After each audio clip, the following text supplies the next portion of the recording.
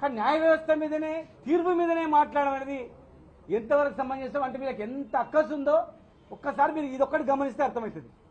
5.5 ఏళ్ల తర్వాత వచ్చినటువంటి బెయిల్ పిటిషన్ మీద అసలు ఈమె దోషి అనడానికి ఏ ఆధారం లేవని చెప్పి అన్యాయంగా అమ్మాయిని పెట్టింది కదా, చదువుకున్న ఆమె ఉన్నతమైన చదువు చదివింది ఆమె ఎన్ని అబండాలు పెట్టింది కదా అని చెప్పి ఇన్ని పుకార్లు పుట్టించానని చెప్పి న్యాయ వ్యవస్థలో మరి వచ్చిన బెయిల్ మీద మాట్లాడడం అనేది ఎంత దురదృష్టకరమో ఒక్కసారి ఆలోచన చేయండి.